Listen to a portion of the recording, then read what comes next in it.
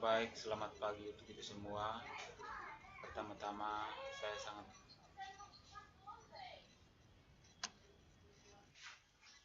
baik, selamat siang untuk kita semua. Terima kasih atas waktu yang saya peroleh untuk mempresentasikan hasil kerja saya tentang keanekaragaman serangga permukaan tanah di Arboretum Sumber Berantas Batu, Malang sebagai dasar pembuatan sumber belajar flip chart oleh beberapa peneliti. Yang pertama, Ovidewi Rikar, yang kedua Wahyu Prihanta, yang ketiga Roro Eko Susintiarini. Mereka berasal dari kampus FMIPA FKIP Universitas Muhammadiyah Malang, program studi pendidikan biologi.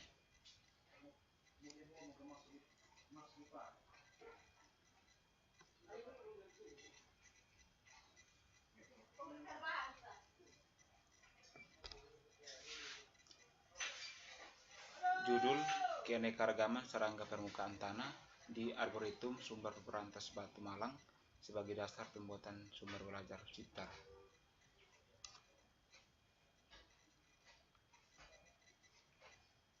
Dari ketiga peneliti ini, mereka mengatakan bahwa hutan merupakan sumber daya alam yang sangat potensial dalam mendukung keanekaragaman flora dan fauna.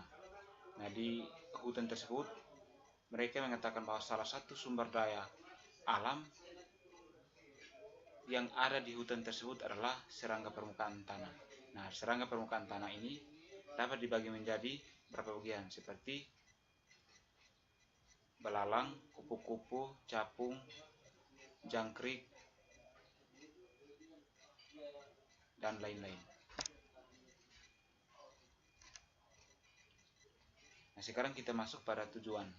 Tujuan dari peneliti ini adalah untuk mengetahui jenis serangga apa saja yang ada di Arboretum Sumber Berantas yang secara morfologi dapat diketahui klasifikasi ilmiahnya berdasarkan identifikasi sampai di tingkat spesies, serta mengetahui nilai keanekaragaman kelimpahan dan juga indeks nilai penting serangga permukaan tanah pada tingkat stasiun.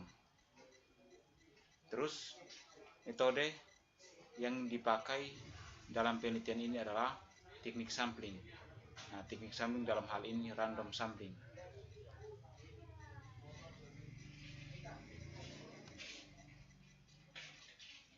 Sekarang kita masuk pada hasil dan pembahasan. Berdasarkan hasil pengamatan peneliti di atas, hasil dan pengamatannya adalah sebagai berikut. Pada tabel 1 atau tabel pertama, jumlah spesies stasiun 1, stasiun 2, dan stasiun 3.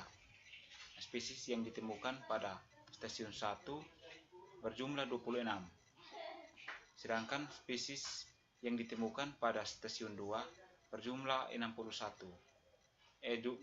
29, sedangkan pada stasiun 3 spesies yang ditemukannya adalah berjumlah 6. Nah, jumlah keseluruhan dari spesies pertama, spesies 1, spesies kedua, dan spesies ketiga berjumlah 61. Nah, jumlah spesies pada stasiun 1.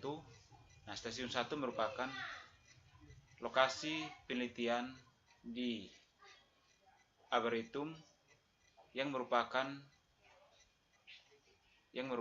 lokasi yang penuh dengan pepohonan yang rimbun.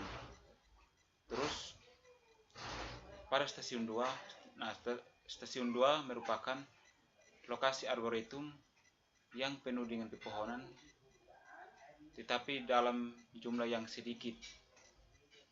Sedangkan pada stasiun 3, nah stasiun 3 merupakan lokasi arboretum yang tidak penuh dengan pepohonan tetapi di daerah yang lapang.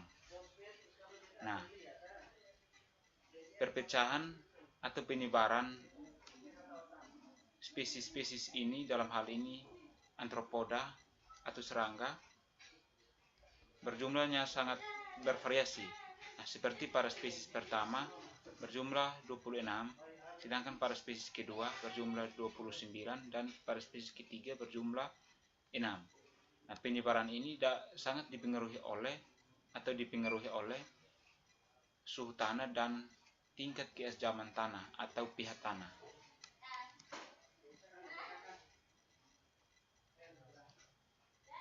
Ya, pada tabel yang kedua, data hasil pengukuran parameter lingkungan.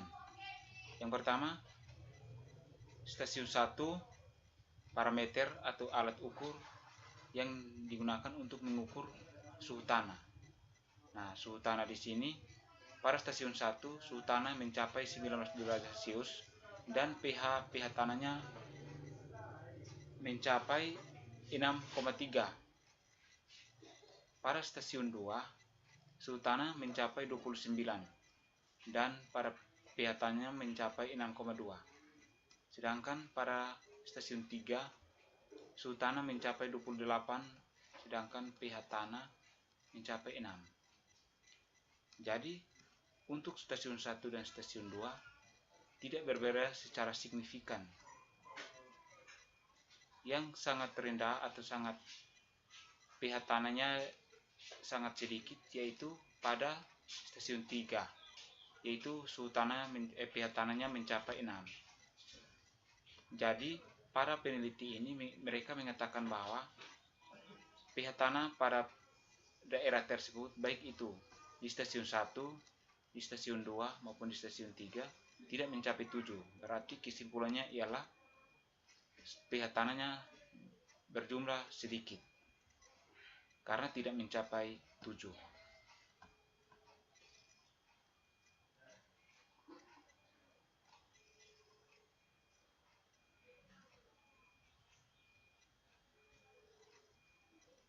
Ya, sekarang kita masuk pada tabel yang ketiga, keanekaragaman serangga permukaan tanah. Pada lokasi di stasiun 1, spesies yang ditemukan ada berapa spesies, dan di sini keanekaragaman atau biodiversitas khususnya pada fauna atau hewan berjumlah lebih tinggi, dalam hal ini berjumlah lebih banyak. Nah, spesies yang ditemukan pada stasiun 1 berjumlah 16.597. Nah,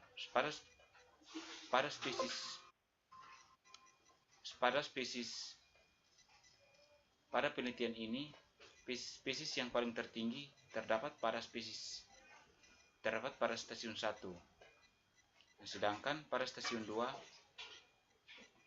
keanekaragamannya mencapai 14.179.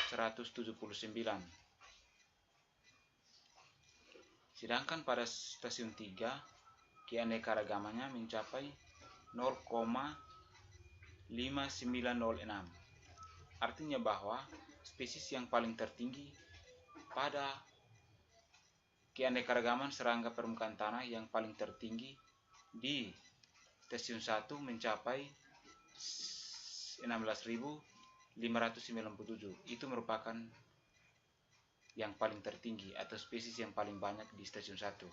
Sedangkan spesies yang paling sedikit terdapat di stasiun 3, yaitu mencapai 0,5906.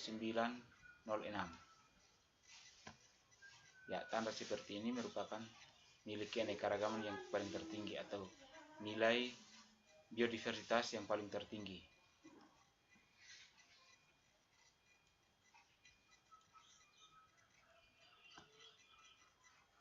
Jadi kesimpulan dari penelitian ini adalah sumber belajar biasa meliputi segala sesuatu yang digunakan untuk memfasilitasi belajar serta dapat digunakan oleh peserta didik untuk mempermudah dalam proses pembelajaran.